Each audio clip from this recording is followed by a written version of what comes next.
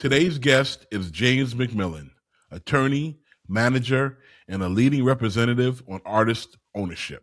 A 5-time Billboard top music lawyer, James also serves in leadership roles with the Black Music Action Coalition and the Living Legends Foundation, while still helping to shape the future of artists' rights. As CEO of Art of War Records in partnership with Warner Music Group, James works at an intersection of law, culture, and a long-term career strategy. He represents rising artists like Honey Baby and Corday while advising multi-platinum and Grammy-nominated creatives. This is Mixed and Mastered with James McMillan, Esquire. Welcome to Mixed and Mastered, the podcast where the stories of the music industry come to life. I'm Jeffrey Sledge, bringing you real conversations with the people who have shaped the sound of music. We're pulling back the curtain on what it takes to make it in the music business. These are the stories you won't hear anywhere else, told by the people who live them. This is Mixed and Mastered. Mixed and Mastered, the first one of the new of 2026. Got my homie on here, the lawyer, manager, label owner, entrepreneur, undercover lover.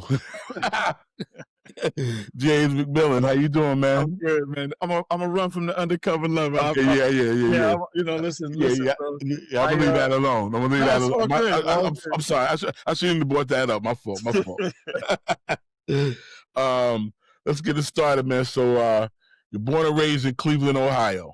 Yes, sir. Tell me about that. Tell me about growing up in Cleveland. I mean, well, Cleveland is a very good town to raise a family. I think most people that I know that have come from Cleveland, including myself, have a very diverse background, and we've been kind of conditioned to, because of its unique place in the country. We hear all kinds of music, right? And we get an appreciation for all kinds of musics. Me growing up, my grandparents were musicians, and they were jazz musicians, so I kind of was exposed to that early on, and that, and then as later on in life, my grandmother became the main piano player at the church. So, she, we were all involved in the choir and all of that stuff. So, it's a very, I love my roots from being from Cleveland, and I learned a lot about people and business and just an appreciation for all types of cultures. So, I really am very proud of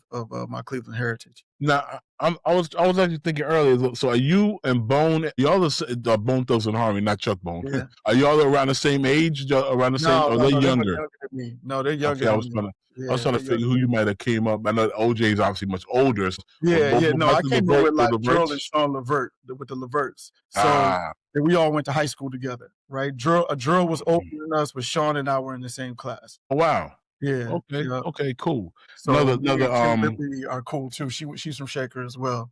Okay. A couple of classes ahead of me. Okay. Another low key thing about Cleveland is y'all got joints out there, low key. Cleveland got girls. There's some beautiful women in Cleveland. No doubt about it. The Cleveland got some beautiful ladies. What? So, when I left Cleveland, it wasn't like I was starstruck when I came to Yeah. When I first time I went to Cleveland, I was like, wait a minute, what's going on out here? It's popping out here. Cleveland is fly, man. Yeah, it's fly, man. Yeah. So I'm assuming that your love for music is coming from you obviously your grandparents being musicians and your grandmother being in the church and all that. That's kind of what kind of sparked the interest in your love for music. Yeah, that and my uncle played the drums for the Spinners and some other groups. And oh wow, the only one that didn't pursue music was my mom. My mom pursued a profession in education, so she was teaching since I was a little baby to she retired as a principal. Wow. In the Cleveland public school system. Yeah. Wow. So you graduate high school, Cleveland. Now I was kind of confused. Did you go to Hampton or Texas Southern? No, I went to Hampton and Texas Southern. Yeah, I was about to say. I was confused. So you going to Hampton? Tell me about that experience. Yeah, I mean Hampton was great, man. It's in the middle of Virginia, the heart of Virginia. At the time that I was there, it was like a very vibrant music scene happening in the background. I wasn't really fully familiar with it when I was a freshman and sophomore, but apparently, you know, that at that same time, Teddy Riley was down in Virginia Beach Hmm. cooking up, and he had Pharrell and those cats working up under him, and so you know, it was a really rich experience coming through, on the East Coast at that time, because a lot of cats came down to Hampton from other schools, Hmm. including Puff, and I met cats like, you know, like him, who, you know, would eventually go on and become great in the music business. I first met Busta and Leaders of New School, you know, from a buddy of mine who was from Hempstead, New York, and he brought them down early on. I met Kid Capri early on.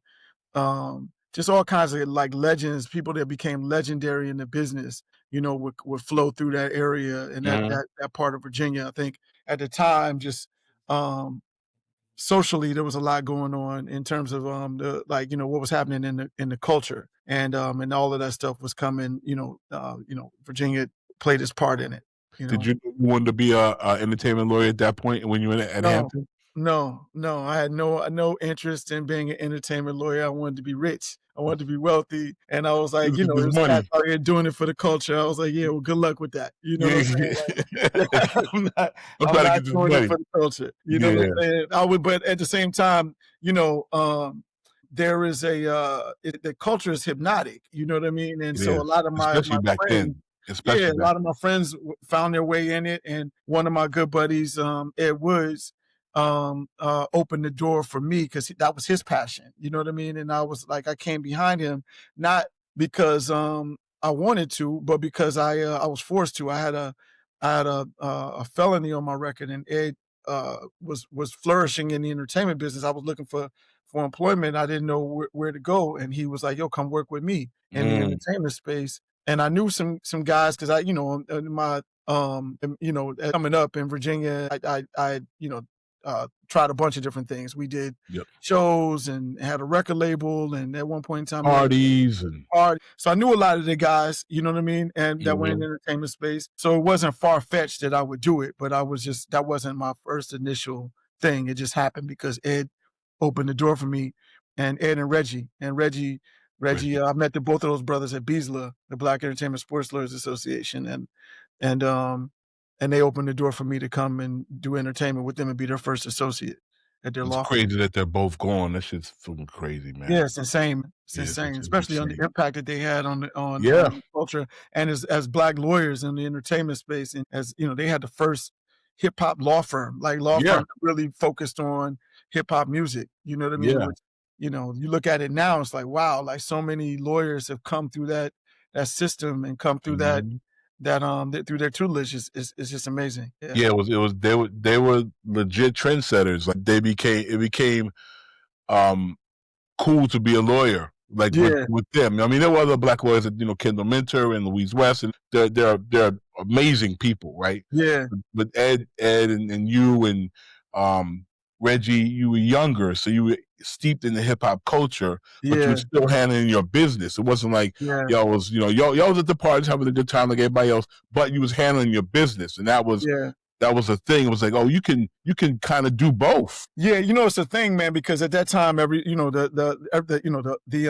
pendulum of the like the heart of the culture rather was in New York, right? It was between Yes, New York yes, and LA. And when I first got to New York, you know, like the down south movement hadn't quite happened. no, It was happening, but it wasn't quite it was nowhere near as prominent as it is now. no, But it was definitely happening. And so coming from going to law school in Houston, I had a very and being from Cleveland, I had a very I was really in tune with the down south music and who was in the culture that was hot. We would have like many debates in the office about who was hot and who was not. yeah, And yeah, exactly. so you know, I'm dealing with, you know, Ed Woods, Reggie Osei, Matt Middleton, and Ian from DC, In right? now, yeah, yeah. So And so you all of them logoed cats out. are gonna tell me who's hot, and the cats that the guys that I think are hot, they don't think are hot. You know Yeah, what I'm you're saying? like, I'm like, "Really, you're bugging. country, they Yeah, country, they yo, corny." you country, you don't know what you're talking about. You from Ohio, you from Cleveland, Exactly, you know, exactly. all of that. So it was, you know, listen, you know, anybody that's played a part in those kind of debates knows how much fun it is. Oh but yeah. I'm very proud to be on the right side of history too. You know what I Yeah, mean? yeah. I mean, you can say New York was. I mean, I had it written down to talk about this. We'll jump to it. So, New York was such a scene at that point. Yes. Like everything said, it was the epicenter of culture. There was, on all facets. You had New York Undercover, you had Bad Boy, you had you guys, you had all the clubs, you had all the restaurant, everything that was popping was coming out of New York, and we were all really immersed in it. Like Yeah. it wasn't even I don't think it was even kind of conscious. We were just living it. I was just living it, and to your point, like we were in a very unique space because we were Mm-hmm. lawyers in the space, and we were young lawyers, so there were things that and we were entrepreneurs, so we would be able to do things that a lot of people couldn't. Like they would be restricted from doing if they worked at Yeah, a big firm. You know yeah, what I mean? And so we could go out and use our law license to go get people out of jail as well as negotiate the very top record deal. You know what I mean? yeah, And yeah. so, or whatever kind of deal that people were trying to do. So we were kind of making it up, and being, creative on the deal aspect, from a deal perspective. And that was really a unique period of time in history, in my So let opinion. me ask a question, because I had thought about this. So like, I guess without getting too deep in the weeds, because obviously I'm not a lawyer, but are there certain things that you guys did structuring deals back then that kind of became that was new then, that became kind of commonplace, I guess, moving forward? The things you guys put into deals that Yeah, I mean, I can't go in, I can't just remember specific clauses, but because uh everything I've done it so much, but I think it's more so the perspective of trying to determine like what this guy. I got a guy like yourself. You may come into the office and be like, "Yo, this is what's going on, man. I got this crazy opportunity. Is this kid that I want to be in business with. We want to be in business together. He's extremely special, and we want to be protected. And the cats at the companies, they want to do a deal with him, but they want to give us one of them old school joints, an old school deal, and then we're not old school, and we want to do something new. So what do you think? And then we would get into it. And from our perspective, having, again, Reggie was a couple years older than us, so mm, he was ingrained in the culture, and then before him, it was Bob Celestin and Louise West, and mm-hmm. we had different tiers of culture that we could tap into that would kind of give us the game, and we would take that game and do it for Cold Crush. You know what I'm saying? And be like, nah, Gotcha, you know what I'm gotcha. saying? No, we're not standing for that. Jeff is, you need to give Jeff one of these new deals and stand on business. And it was it worked out a lot for a lot of clients, a lot of clients. Is there like without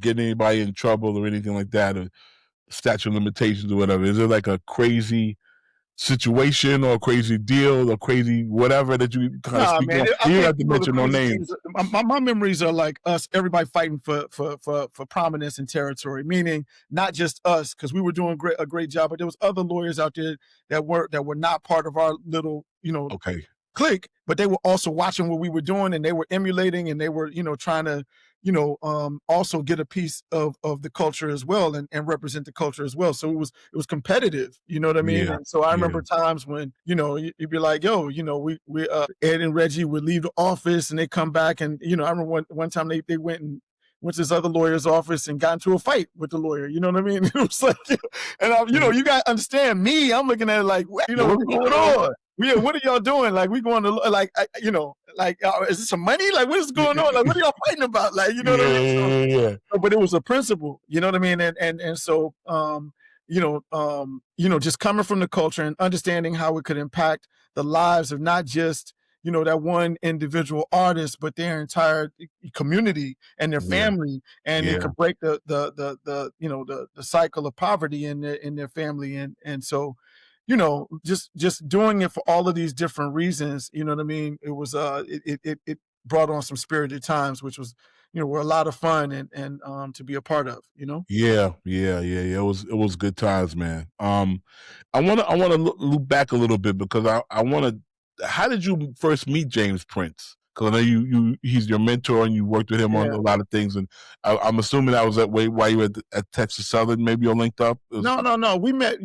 I think of course I knew who Jay was, and then I got another friend of mine who is real cool with Jay, and the other friend was a lawyer at the time when I was in law school. His name was Kim, and Kim would he would talk about Jay because Kim was like a big brother to me when I was in school, when I was in law school, and I would of course everybody in the community knows who Jay is, what I mean, and especially in Houston, and so when by the time I got to New York, again, I'm wearing the flag, like I'm wearing the down south is hot flag, you know what I mean, and so y'all don't know. No, y'all don't know. So like the way that my spirit moved me to kind of go and represent certain cats. Like I started representing Slim Thug, and from the Slim Thug deal, I did a very good deal for him at Interscope. And then from that deal, the album with Pharrell. Yeah, right. And I learned from there that learn new things from there, and then that led to me representing me getting a call from another brother who we represented at the firm, and Reggie represented. It was Leonard Brooks, who called me and was like, "Yo, man, I got these." And Leonard's from Cleveland. Cleveland cat. He's also like a little bro to me because he went to Shaker. We all went to Shaker Heights High School, but he's years younger than me. So it was like he would reach out, we would talk, and he was call me one time. I'll never forget. I was at Central Park, and he was like, "Yo, man, I got these cats, and they're trying to get a deal done, and but the lawyer, they don't know the lawyer, and out of Houston." I was like, "Okay, well, who's the lawyer?" Now, mind you, for me, like I've been the same person in every city I go to, like, you know what I mean? So I know a lot of people, you know what I mean? And so, that has, and I respect relationships. So he called me, he told me the lawyer's name, and I was like, "Oh, that's my homie. I know her." So I got her on the phone. I was like, "Yo, listen, it might be a deal here to get done." And she was like, "All right, cool." I was like, "Yo, let's rap about it." I was like, "Yo, let's whack it up." She was like, "All right, cool." So she and I had our arrangement. And then as I started, doing the deal memo and shaping it up and as to what the client would be looking for, I started shopping it around, and we were looking for a certain number and a certain structure, and nobody was willing to offer it. So then, just by the way God works and the way that chance would have it, some of my other buddies from Hampton had called me and were like, "Yo, we got this kid, it's really, really hot, and we need your help in negotiating the deal." So I was like, "All right, cool." So the kid's name was Earl Hayes, right? So Hayes had deals on the table from different people, and I did a deal with him between my guys and him and his manager came to the office. They said, "Let us see the paperwork." They took the paperwork and was like, "Yo, we're gonna come right back. We're gonna check it out. We'll be back tomorrow. We're gonna get this done." So it's like, "All right, cool." So I, let it go. The next day, my guys called me like, "Yo, man, what happened?" They were tight. And I was like, "What's going on?" They were like, "Yo, man, the dude, he left, and I'm hearing that he left and went to Vegas and got with Jay Prince, and Jay took the contract, and he ended up signing the dude." I was like, "What?" Oh, wow. So mind you, got to keep in mind, I was at this point, I'd been shopping Hayes around, so I had a real bidding war going for Hayes at the time, right? So I was like, "Yo," so at that time, I never really had too much interaction with Jay. I knew of him, of course, had a healthy respect for him, and all this, and I heard all the kinds of rumors and stuff, but I reached out to some of my buddies. I was like, "Yo, I need y'all to get me on the phone with Jay." You know what I'm saying? So I got on the phone with Jay. I was like, "Look, man, whatever you got going with Hayes is cool, but I got, as a lawyer, I got all of these deals on the table, and I don't want to get cut out of the situation." So, he was like, "All right, well, come down to the compound and come holler at me, come to Houston." I was like, "All right, cool. No problem." You know what I'm saying? So I flew down there and met with him at like midnight at the compound. At the compound, Dolo. Yeah, Dolo. But I mean, at the end of the day, it's like, it was a blessing, man, because that gave us an opportunity to really dial down, I think, and really sit down and meet and talk. And we sat there and talked and talked and talked. And the meeting that was originally supposed to be probably like maybe an hour ended up lasting like for like I think we talked to the next morning, like you know what I mean. So it was like it was just God, and over the years we kind of kept building, and at that time I talked him into backing us on the Swishahouse deal that we were doing, because at the time he had a deal on the table from Todd and Leor, who were running a Warner Asylum. Asylum Yeah. and Warner, and I mean, and Warner Music Group, Mm-hmm. and so we, put some creative deal structuring together to make it happen, and then from there, Swishahouse became very prominent, Yeah. as well as Paul Wall and Mike Jones, and we sold Yep. millions and millions of records. Millions of records. Millions of records. Yeah. So, but I'll never forget that because it was me, in structuring that deal. We had to be creative on how we did it, and it was me, Mark Robinson, Todd, because Todd's a lawyer too, Mm-hmm. and we were all just trying to put our heads together. My boy Bowie, who was in Houston, let me stay at his crib and was giving his input too. Okay. So we did our thing to try and really make it so that those guys had a legacy that they could be really proud of. Not only just sell a bunch of records, but make a lot of money and be a conduit for other artists as well. Yeah, those records are still playing today. Yeah, yeah, Paul Wall done flipped his career several times since then, like the yeah, jeweler. yeah. It's funny. I just got the phone with Goo. I was talking to Goo, his manager, yesterday, and he was just saying like, "Yo, Paul is doing better now than he's done, you know, Yeah, in ever." You know what I mean? tapped Which, into the kids thing yeah, and all that. he's a Yeah, legend. It's crazy because I remember it like it was yesterday. And now he's got a record with OT. It was the I forgot the cat's name, but he's got a bunch of records that are out here popping. I worked with James a bit, because he was UGK when I was at Mhm, Jive. mhm, mhm, Like you said, I heard the rumors. I didn't have a closer relationship like you have with him at all. I'm not gonna mhm. say I'll meet him as boys, but at the times that I dealt with him, you know, I guess just like similar to you, like you just kind of know cats. And it was respectful. One time he called me, he was mad about something, he kind of barked and stuff, and I let him bark and stuff. But it was, I don't know. I mean, I'm not saying, look, he's not nothing to play with. Don't get it wrong. Don't get it messed up. Like, but if you're respectful to him, and Yeah, he'll be respectful to you, and you can work things out. He's not. I think a lot of the his reputation has gotten kind of clouded over the years. I don't think people have kind of made him something that he really wasn't. yeah. I think that happens for a lot of us as you got to I keep in agree. mind we're black men in the culture, right? I So one of agree. the things when you're a strong black man, it's not uncommon for them to try to hold you back or keep you out of Absolutely. the room or be intimidated or and if you know how to manage and hold yourself, and then other black men look to you for leadership. Those are typically people that walk around like that have X's on their back. Now whether they try to keep you out of the room, or assassinate your character, Mhm. or make you the boogeyman, essentially. The You know, boogeyman, that's what it yeah, is, that that's boogeyman not thing. uncommon. You know what I mean? Yeah, And like it happens to all of us it does. who walk with a certain your shoulders back, who your shoulders back, and you Look you somebody in the eye. yeah, you can command a certain amount of attention. You can put a couple of words together.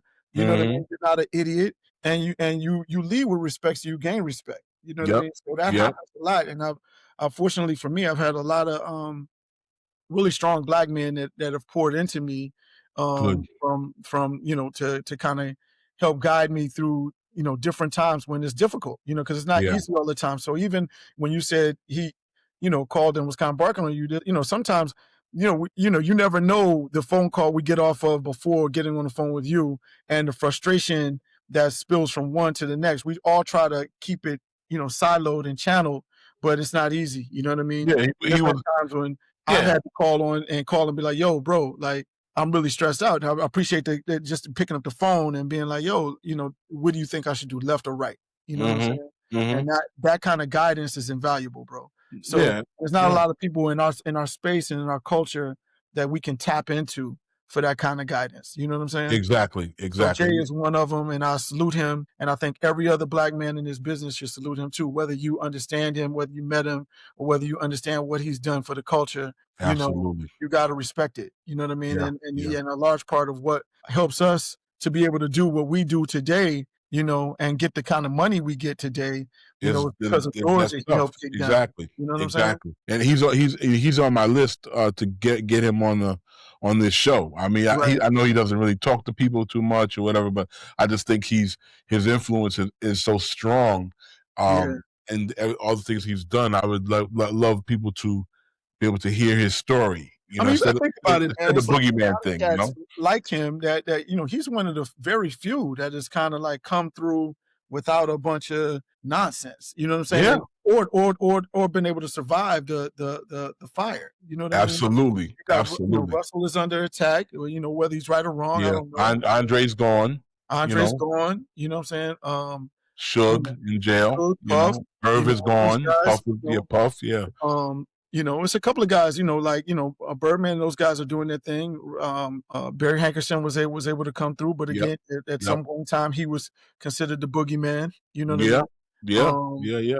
and meanwhile, you got some of our counterparts, who may not have skin as dark as ours that, go on to make billions. You know what I mean? So Yeah. the frustration that comes with that can be real. You know what I mean? It's interesting you say that because my next thing I was going to bring up to you, I don't know if you remember this, but I don't even remember we were face to face or on the phone. I believe we were face to face. Maybe you were at Atlantic or something. I don't remember where it was. We were talking, and I remember specifically we were talking. You said to me, "Yo, man, I'm gonna run one of these labels one day. I'm gonna go from. I'm like kind of gonna transition out of this lawyer thing." Yeah. And do these other things. I remember we had this long conversation about it. Yeah. And you had these plans in your head, and then you've gone on to become manager and now label owner. So I want to talk about that transition, and how that was. Yeah, that Swishahouse deal really, really enlightened me a lot. You know what I mean? Because at that point in time, I was like, okay, I realized, my place in the culture and what I really meant to some of these deals. Because again, like I said, it was creative deal making to help make that situation happen. And if you talk to G Dash or Watts, any of them cats, Jay, Ron Spalding, any of them cats that was in the room when we did that deal, Mark Robinson, we all had to come together. And, in large part, it was a creative idea that I came up with that helped get that deal done. You know what I mean? And so I realized at that moment in time, I'm going above and beyond and doing things that other people are not necessarily doing.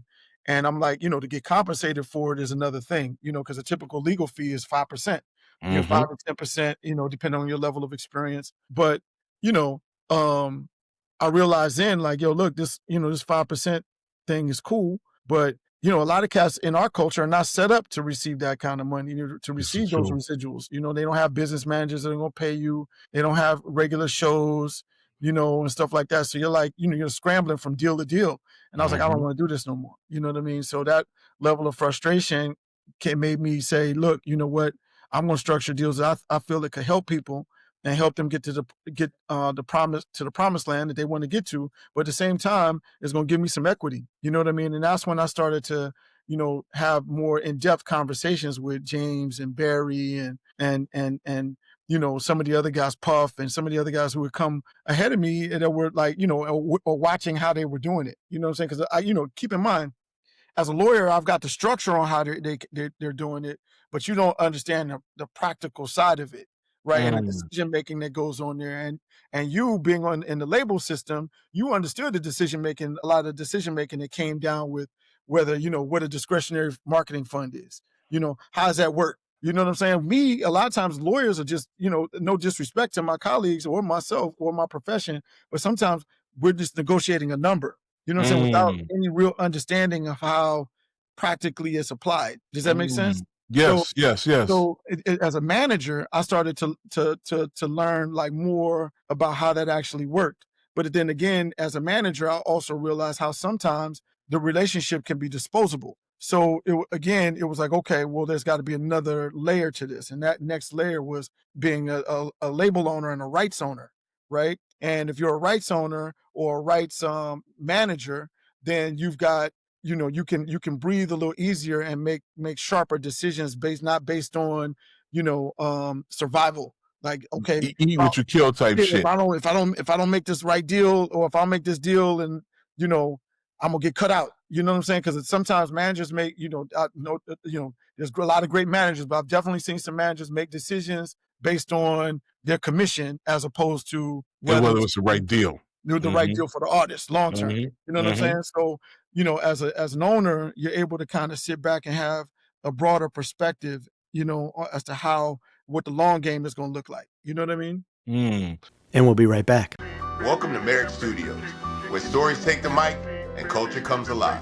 We're not just a network, we're family, bringing you smart, soulful, unfiltered conversations. And this season, we're bringing the heat with our biggest lineup yet. Whatever you're into, music, sports, business, we got you covered. Merrick Studios, where the conversation starts and keeps going. Check out our full lineup, including Unglossy with Bun B, Jeffrey Sledge, and myself, Tom Frank. Now streaming at wearemerrickstudios.com. Master the art of lyricism with Pendulum Mink, the first school for rap. Learn elite techniques through immersive lessons, real-world exercises, and guidance from hip-hop icons. This is where MCs sharpen their skills and glow boldly on the mic. Ready to level up? Visit pendulummink.com and start your journey today. And now, back to the show. So who was the first artist you managed? 8Ball and MJG. Oh, you managed Ball and G. Yeah, Okay. Ball and G. Okay. Yeah. They was signed to Draper? They were signed to Draper at the time. Yes. Yeah. Draper. Okay. At the time, the way it happened is they came to me and they were looking to get out of their deal. Okay. And one of the things that made me unique as a lawyer was that I was willing to litigate early on, because when I was in Texas, I worked as a law clerk for these litigators, and they were some of the best litigators in the state. So, and I was also when I went to law school, I was hyper focused on being, the best, not only just the best in, a state, but just the best in business. I wanted to emulate my career like Johnny Cochran or Willie Gary, like a combination of the two. Mm-hmm. So I did that. I practiced really hard. I could write, draft a complaint with the best of them. And I had a lot of confidence that I could do that. So when they came to me and they were like, "We're looking to get out of our deal," I prided myself on making deals and breaking deals if it called for it. And at the time, I didn't really have a relationship like that with Tony Draper, and so I was just taking took the complaint from the guys, and then we negotiated a deal, a settlement deal with him and J-Core. Wow. And then from there, me managing them wasn't originally the plan. We actually looked for managers, and then just because things kept coming up, they were like, "Well, why don't you help us in that respect?" And me being young and being able to move around and with no real permanent obligations, that enabled me the time and ability to do that. That's dope. So now, how did you come up on MGK? Another Cleveland cat. I was managing these cats out of Cleveland called these producers called the Kick Drums, and they were really talented, and but nobody was biting on them as artists. They were really talented producers, but people weren't really biting as quickly as we wanted them to, for them to be artists. And so one of the guys called me one day and was like, "Yo, man, we got you've been working hard for us, but and we appreciate it. It's this cat out of Cleveland that we think is dope, that we did a record for. And we think that, he could use your help, him and his team." And so they sent me, I was like, "Send me the links and let me check it out." And, one of the things that I always prided myself in as a lawyer and as just, that I kind of like a practice I took to being a manager is like, send me, I'll listen to anything from anybody. You send it to me, I'm gonna give it a spin and check it out. You know what I'm saying? So, and I try to get back to cats within 24 hours if I can, and so I sent it to me and I was like, "Oh shit, this cat is hot." You know what I'm saying? Not only is he hot, but then I'm like, "Yo," he's like, had the song, he was like, "Yo, I'm a little white boy out of Shaker," or something like that. And I was like, "Oh, hell no, I'm from Shaker." You know what I'm saying? The last cat that came out of Shaker that I thought was really talented was Kid Cudi. And I was kind of tight that I wasn't a part of that. You missed it. Yeah, I missed that. You know what I'm saying? So I was like, I'm definitely not missing this. So I flew home to Cleveland, stayed with my dad, talked to him and his manager, and, talked.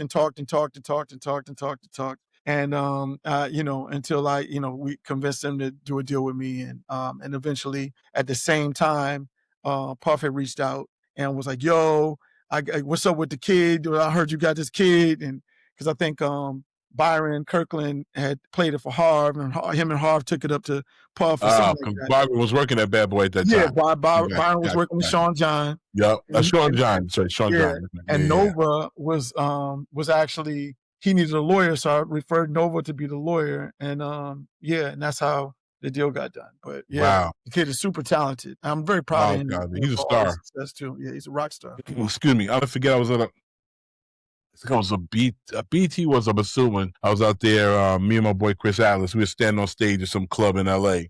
Yeah. And they was playing. And all of a sudden, like, he just jumped on the stage, just jumped on and somebody handed him a mic. And Yeah. your man just, we literally like this close. Like, he just jumped on. It wasn't a planned thing. And your man just started going crazy. Like, he freestyling. He's a beast, bro. Like, it was crazy. He's one of the incredible. best, I think, personally. You know Oh what I'm my saying? God. You know, I know I'm biased because he's from the crib and represents strong for the crib, and so do I. But at the end of the day, the kid is super talented. Yeah. I remember bringing him. You don't remember this, but I remember bringing him to you. Yeah. When I was trying to shop him around, I was like, "Yo, you pass." I was like, "Yo," you was like, "Nah, man, Yellow Wolf, man, Yellow Wolf." We all got all A&R people got them stories. How did I pass on that one? Yo, you know how much shit I passed? I'm like. We all got them stories, but yeah, man. We'll talk offline about all them. All good. Yeah, the kid's talented though. Yeah, that's my dog. That's dope. So I know you were also involved with the TK deal. Yeah. Well, I was trying to. At the time, I was just ironic because I built a reputation for doing not just legal work, but also being adept at doing criminal work too. Criminal work, yeah. Again, one of my main passions is to always be one of the best lawyers ever, right? And so, throughout my career and my journey, I've taken on different matters to actually just help stimulate me and keep my wheelhouse going and stay fresh, right? So I did a buddy of mine that got in charge with murder in the Bronx. And me and my associate went and took it on with another lawyer from the Bronx, and we actually won, right? Wow. So we walked him out of the courtroom, and that was a really exciting and great moment in my career. But the residue of that was that we then went on to take on a capital murder case in North Carolina. Oh, wow. And did that, and we didn't win. The guy got convicted, but we ended up saving his life. Right? He did not get the death penalty. Okay. Right? So there was a little bit of a win out of that, but there was a lot of things to learn. And unbeknownst to me, what was happening is people were watching and paying attention. Right? So TK's team, somebody on his team, I can't remember who, but somebody reached out to my associate Doug, because Doug is from Houston, from Texas too. Okay. And, Doug contacted me. He was like, "Yo, man, it's these cats that want us to represent them. He's got some deals on the table." I was like, "Okay, so what's up?" He was like, "The only catch is he's being charged with capital murder in Texas." And I was like, "Man, Doug, listen, man, get off my phone, man. What else? You wilding right now, Doug." Yeah, like I don't, come on, man. He told me the facts. I was like, "Nah, come on, man. Like that's a lot. That's too much." Then he called me, to Doug's credit, he called me a couple more times, and the next time he called me, he was like, "Yo, man, they got a deal on the table. We should at least look at it." I was like, "All right, well, for a deal from who?" And I was like, "Is it real?" Because cats are always hyping up shit. And he was like, "Yo, they got a deal from Mike Karen." I was like, "Oh, wow, what, really?" I was like, "Okay, well, let's see what's going on." So then I got with those guys, and I'll call Jay. I was like, "Yo, Jay, listen, I got a cat that's out of Houston, out of Dallas, and he's got a lot of labels on his heels trying to sign him, but they've asked me to help them navigate this situation, and I think we could do it, but I need one of the best lawyers in Texas, right? Because I can't. It's going to be too many eyeballs on this shit." Because he had already had an article in the New York Times or whatever. So was the record with the on the run record out by that point? Record, right? So I was like, "Yo, it's too many eyeballs on this shit. I can't. I need to make sure I'm walking in there correct. You know what I'm saying, with the right team." So he was like, "All right, cool." He was like, "Come on down to Dallas or whatever and meet me." So I was like, "All right, cool." So I went to Houston, and then he and I met with a lawyer, and then we drove up to Dallas. We met with Kent Schaefer, and then Kent turned us on to another set of lawyers in Dallas, and then we rode up to Dallas and met with them, and then I went and met with TK and his dad in jail, and his team, and was telling him what I was trying to do in terms of like how I felt like I could help him, and I was in a unique space because not only could I help him, in my opinion, on the criminal side, but I could help navigate his record side, the deal, finance his criminal issues, So nonetheless, when I was at the same time that I'm trying to navigate this, my boy, one of my other boys who also is a friend of Jay's too, called me and was like, yo, man, Guns. He was like, yo, man, I know you down in Dallas with that kid, you know what I'm saying? But it was another kid that's popping out of my hometown that you need to take a look at. I was like, all right, well, send me the links. Again, send me the links. Let me check it out. Yeah. And the kid, I saw the kid. I was like, whoa, this little brother is hot. You know what I'm saying? It was YB and Namir. And I was like, yo, like, put me in contact with him. So I got in contact with them and was talking to him and his mom and flew them out, told them to meet me out to LA. But before I met with them, I went and met with TK and was like, yo, it's another cat like that's coming up behind you that doesn't have these same kind of criminal issues. What are we doing? You know what I mean? And he was a little taken aback because it was his moment. You know what I mean? At the time, he was a young cat, and there's Namir coming behind him like without all of the criminal issues, the drama, without the drama, saying the same stuff. And so flew out to LA, met with Namir, flew his mom and him out to LA, sat with them, signed him up, and then then packaged them all up, even with TK, and was shopping it around. And then Jeff Harleston, I shopped it to Universal. And Jeff, again, brothers that that just pour into you. You know what I'm saying? So Jeff is a high-ranking executive at Universal, right? Makes deals for years, for decades, really. Years. I did Slim's deal with Jeff, Slim Thug. So, and then Jeff is a Beasley member, so Jeff is my brother, right? So Jeff was like, "Yo, we like your deal, man, but you got to ditch that TK thing, man." And he was like, "Yo, I get it, but the corporate people like up here ain't trying to hear the cat, giving a deal to a cat that's charged with murder." Capital murder, Yes, and so I got it, I understood it, and I was like, all right, and that was that. You know what I'm saying? And we went and did a deal at we didn't do the deal with Universal either, but we did it with Julie and Craig and Atlantic, got it, right? Kept it pushing. I mean, it might have been harsh, but Jeff's advice was valid. It's like it was real. It was where you gonna go with this? Even if you get the deal, there's nobody. This kid's going inside in Texas, which means. It's probably over for him, So the thing is, again, I felt that we had a fighting chance. No, now mind you, I know since then, like, history shows us that he, had to deal with his crimes, right? But I felt at the time that we had a chance to kind of change the circumstances around a bit. But nonetheless, so be it. That's what it is. Yeah.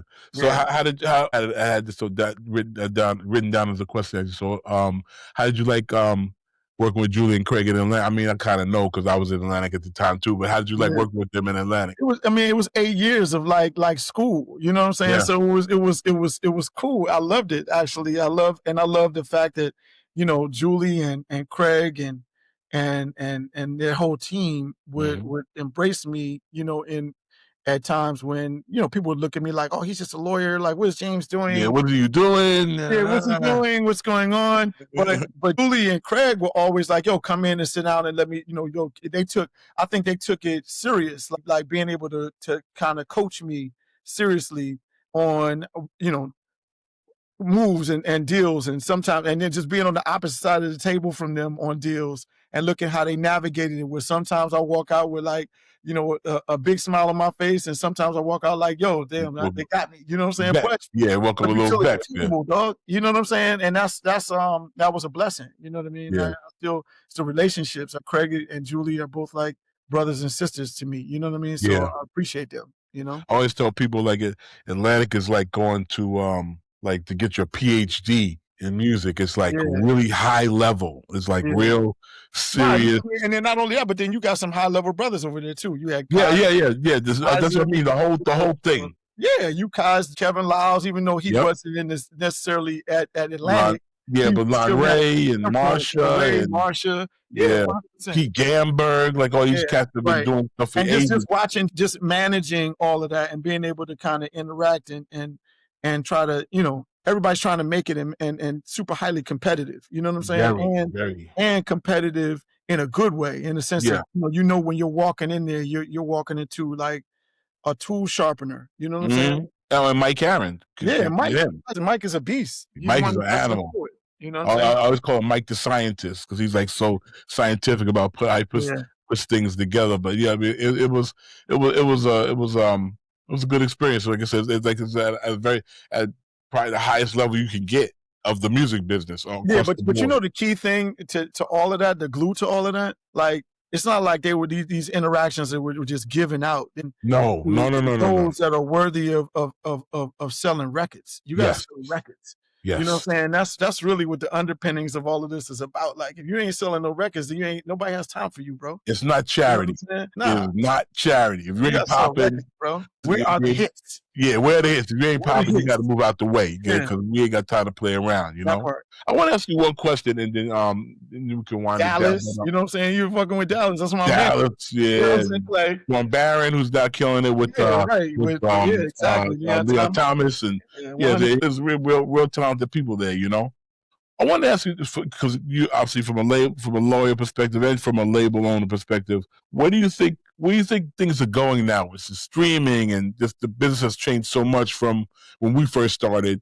And I can't front. Every time I think I kind of got a hold on it, it flips. I'm like, oh, that's damn. Here come the AI shit. You know? Yeah, there you go with AI shit. So where do you think this is gonna go? I think it still goes back to, having hits, right? Like, cause you can have, people talk about these catalog deals and having, this artist and that artist. You still got to have hits, right? In order, cause it's a long tail system. So, if you have a hit and it, you get a hockey stick, right? Then it starts to level off. But at some point in time, it's going to, the hits tend to level off at a higher, at a higher ratio. So so you want as many hits as you can get. So, and it's just a kind of a singles market. I remember when people were doing singles deals back in the day. Yes. Right. So Isaac Hayes had posted something online the other day and it was very interesting. And he did an analysis of the hit makers and who would actually kind of help develop and usher through hits over the last, I think he was looking at like in the 90s versus now, which era was stronger. And it's like a lot of these like superstars, who are our superstars in today's climate? Good what I question. mean? Good question. And again, who are the people that helped develop those superstars back in the 90s? Has that system been compromised, or does it no longer exist? I think technology has us somewhat confused in the sense that the streaming system made it so that everything's subscription based, right? And a lot of money being made from that, but you've got it's just different. You know what I mean? And people have to adapt, right? So back in the day, it was like, you're selling albums. And so now you've got, the way that everything is set up, there's 2 singles and then an album and then, a video and all of these different things. Now, Park or TRL or whatever. You do the media circuit, the television circuit, and it's just so much different now. You know what I mean? And so now it's like, okay, is it TikTok? Is it, do you have a TikTok trend going? Or, and then are these TikTok artists, are they sustainable? You know what I mean? Like, cause this guy who had a trend last year or last week, and it's like, what happened to that guy? Like, but then it was paid a gang of money for it, so they overpaid for some shit. You know what I'm saying? Like, and and no disrespect to some of these guys, but you're like, okay, they caught a moment, but are they going to be around for a long time? You know what I mean? So there's guys like myself, DJ Drama and his team, and Don Cannon and Cannon and Lake and those cats and Coach and P and there's a lot of guys that are out here to really develop talent. You know what I mean? And it's a slow burn at times, but when we develop it, they're here for the long haul. You know, and it's trial and error. Everything that we shoot, everything that we develop is not going to hit, but the majority of it, when it hits, it hits. You know what I'm saying? Because we're tapped into the culture. So going back to your question, where do I see it going? I see it just being a remix of kind of all the things that are happening because the cultural developers like myself, they're super important. You know what I'm saying? You can't, you'd be going to chase some TikTok trend without having someone who kind of helps develop the artist along the way. Yeah. You know what I mean? From developing them on the stage to developing on how to do interviews, on how to, stay hot in the community, because you can be as hot online, but still not have any real cultural or community relevance. You know what I mean? Nothing at home. Yeah, nothing at home. Nobody knows who you are. You know what I'm Mhm, saying? So then, mhm. how sustainable is that? Yeah, yeah. I tell people all the time, it's not that it's an easy thing to do, but like you said, people like yourself and Coach MP and the EXO guys at Weekend and Yeah, OVO, right. like these even TDE and those guys, like Mhm. it's dope to have these incubators so they can kind of develop the talent, like you said, and take it. Don't just have to throw something out right away. Really develop the talent, and you see, like with the artists that come out of these camps, including yourself, they're long-term artists because they have like somebody like a SZA, for example. Mhm. I don't know if she was signed directly to Interscope, but they have waited like that long between albums. They might have been like, this is bullshit. But Right. being in that TDB incubator gave her time to make some money off the first album and kind of figure out the figure it out, because she hit and she kind of just blew up. Yeah, But but now it's guys like what Top and them are doing. They they're the unsung heroes, because they're walking in these absolutely, buildings and they're waving the flag. You know what I yep, mean? And they're like, "Yo, you're bugging. She's a rock star, and yes, y'all just got to look at it the right way and not shortchange us on how we roll it out." And so, exactly. the people that can do that can play that duality of whether walking into a corporate boardroom, and explaining to these guys like why culturally this is meaningful. You know what I mean? Why she's meaningful and what she'll mean, and why it takes a time to really develop it properly. So when it hits, it's like, oh my God. And then people are like, oh my God, like everybody wants to take credit for it. You know what I mean? Yeah, But at the end of the right. day, it's like, it's guys like myself and Top and Coach and P and Mm-hmm. Big Drama and Cannon Mm-hmm. and a lot of others that are out here fighting a good fight on a regular basis and staying relevant at Absolutely, the same time, but staying absolutely. close to the heat. You know It's what I mean? very And important, you very gotta have important. the hits ultimately. You know, You know what I mean? always. If you ain't got the hits, it's a waste of time Yeah, and where's money. the heat? You Yes, know? wait till heat and money. It's like if the record ain't hitting, I always have that argument. People are like, "Yeah, but they dope." But I'm like, "Yo, but where's the hit? Yeah, if you ain't Where's got the no hot hits, record?" if you don't have any hits, bro, it's like the conversation's limited. I always tell my team, like, yo, listen, all of the, all that is cute, but where's the hit? And the joint that you like, that you may be like, nah, it's the shit. If it's not hitting in a certain amount of time, it may not be the shit, bro. Might And you just not got to be. recognize that And yeah, exactly, and move on, and move on. because Yeah, you got to generate that bread to that's it. keep this thing going. That's Otherwise, it. we just wasted time, man. That's it. Um, tell me about. I know you work a lot with BMAC and the Living Legends thing, Yeah, which I really appreciate. I remember. I haven't been to a Living Legends event in quite a while, but I remember going to you them. gotta come, man. You I know, gotta and just being a fan of the culture. music. The culture is missing your insight, brother. Thank I you, man. know I you're giving appreciate it to that. the youth Which on is why I'm doing this. online. You got to give it to the other cats too. You know what I'm saying? Yeah. Which is why I started doing this, Yes, because I yes, was like, sir. there's a Yes, lot sir. of people that started, people started passing away, and I was like, you know what? There's a lot of people out here with some amazing stories that Yeah, man. people might not hear, because everybody wants to talk about the artists and the producers, and respectfully, but there's a lot of executives and lawyers like yourself and managers like yourself who also have crazy stories. It's Yeah, yeah, and I yeah, wanted yeah, yeah. people to hear And in that. today's time period, all of this content that you're building is very valuable. You know what I Yeah, mean? Yeah, that's the point. yeah. That's the point. So tell me about that with BMAC and Living Legends. Well, okay. So both organizations are great organizations, and I'm really proud to be a member, and an active member in both. I think, with BMAC in particular, there's an educational component that comes into making sure that like executives like myself are being represented in these major corporations, and they're advocating on a regular basis to make sure that we get that these companies you know um Black and brown people are treated fairly in these companies. And it's interesting because with DEI, the rollback of DEI, and the Trump Mhm. administration's and the Supreme Court even their view of DEI, organizations, it highlights the importance of organizations like BMAC and what they do. Mm. And if you recall during COVID, a lot of these companies made major pledges to to, for diversity, equity, and inclusion. Yes. And we haven't heard a lot about how that money was allocated since sometimes, but it's organizations like BMAC who helps come in and make these people accountable for the things that they said that they would do. So Living Legends on the flip side, Living Legends helps out a lot of the seasoned executives who may have fallen on hard times or health issues.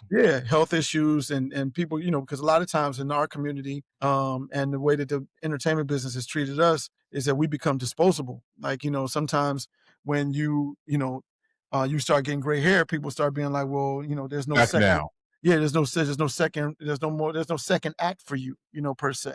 So depending on how your lifestyle is set up, people go through hard times. Maybe they were, their health insurance is no longer, they can keep it up, or they need, assistance with whatever life issues that life throws at them. Living Legends has been a great foundation to help in that regard. So I definitely want to come to the next. I got a couple ideas and we'll talk about it offline.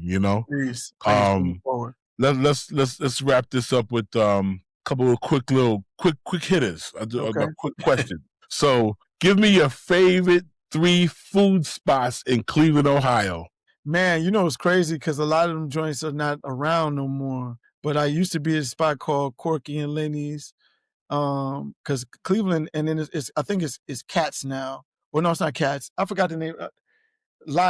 Lyman's, but whatever it is, I don't eat corned beef no more. But corned beef was my corned beef sandwich. Cleveland has the best corned beef sandwiches in the country, hands down. I know cats in New York be like, nah, man, you need to get this pastrami, and I'm like, nah, man. Trying to eat deli. Yeah, no, bro. Cleveland has the best corned beef sandwiches in the country. Period. Okay. Yeah. Give me your 3 favorite artists. Any genre, doesn't matter. It's your decision. The Weeknd, Eli Derby, Honey Baby. No. Okay, he's naming his artist. You can't name your artist. I should have prefaced it by saying you can't name your artist. Your artists are great, by the way. Thank you, brother. But unbiased, Nah, unbiased. I really like the competition between Drake and Kendrick. You know what I'm saying? I think that was really super dope. For just for the culture, and I'm very happy that it stayed on, in records. Yeah, didn't get ugly. Yeah. So Drake and Kendrick are both 2 of my favorites. I listen to them all the time. Okay. Who else? I like Future. I like The Weeknd, of course. Okay. I really, Leon Thomas has been stuck. I've been stuck on Leon Thomas lately, man. Like I called when I first heard it. I called Sean Barron. I was like, Sean, nigga, me too. You did the big one. I did the fire, bro. I called Sean and I was like, bro, you murdered this. This is crazy. Kudos to those guys, man. Absolutely. They did a great job. So I'm very excited about that. But those are my top right now. Okay. And then give me 3 of your favorite. Sexy Red is my word. You like Red? I'm like one of her biggest fans. I would have never called that, bro. I would have never called that. I'm a big Sexy Red fan, bro. Give me 3 of your favorite New York City nightclubs. Oh man, from back in the day. From back in the day, because there are no more clubs now. But back in the day. Like I guess Cheetah. Justin's was like Justin's was like a club at times. It was Tuesday nights. Greenhouse. You know, those are my joints. Okay. Now everybody goes to the strip clubs in Queens. Everybody going out to Queens. Strip club. And I noticed like what's happening now in the club scene is more. Things become more curated, so now it's more parties than clubs. It's like an R&B live party, or like R&B only, or house music parties, like specific kind of genres of music to go to. It's great when they got the hookah joints like Pergola, but then they, people start getting shot at them joints. So it's kind of like, they shot the Jets player. Like, come on, bro. Yeah, that's crazy, bro. That's bananas. And then that was at Say Less. It's like, Say Less. Yeah, that's a restaurant. You know what I'm saying? It's a restaurant. Like I came to get some. I came to get some food. I get, I'm in the middle of fried rice, and my man's outside bleeds. It's just crazy, Yeah. Yeah, man, this is great, man. I enjoyed thank this, you, Jeff. man. I Yeah, enjoyed I this, was looking man. forward to it, man. Yeah. This was You know, good. it's funny because we hadn't caught up in a minute, so it was just Yeah, it's like been a minute. you know what I'm Yeah, saying? it's been a minute. It's been a while since we really spoke. So I appreciate you, bro. I was looking through my list, and I was like, I'm gonna call James. I'm gonna get him on here, top of the year, first quarter of the year. Check him off the list, you know. 2026 started right. You know what I mean? Man. I appreciate it, man. You coming to the Grammys? Nah, I'm gonna be here in Atlanta. I'll be watching from TV. Okay. You know. Hit me, bro. I'm very curious to see. They've already started. I'm very curious to see how Atlantic rolls out this Bruno Mars album. I'm very like we said earlier with everything going on. I know about them cats. He's gonna have hits. He's gonna have hits. They're competitive and they want to make that shit pop, man. So like you know, everybody, you know, Elliot has a lot of spotlights on him, trying to figure out what's going on, and he, you know, as we can tell, he ain't no sucker. He gonna get it done. He ain't no sucker. He's gonna get it done. So he's gonna roll out Bruno, and they're gonna roll it out properly. They're gonna everybody's gonna make a lot of money. The records are tight. And you know, Bruno's a superstar. You know what I mean? Superstar. So he'll make a 9-song album, and it'll be 9 hits. You know what I'm saying? He doesn't do filler. No, he does not do filler. You know? No, he's dope, man. Yeah, man. But yeah, man. Thank you for this, man. I really appreciate this, my bro. Thank you, man. You can catch Mixed and Mastered on Apple Podcasts, Spotify, iHeart, or wherever you get your podcasts. Hit that follow button, leave a review, and tell a friend. I'm your host, Jeffrey Sledge. Mixed and Mastered is produced and distributed by Merrick Studios.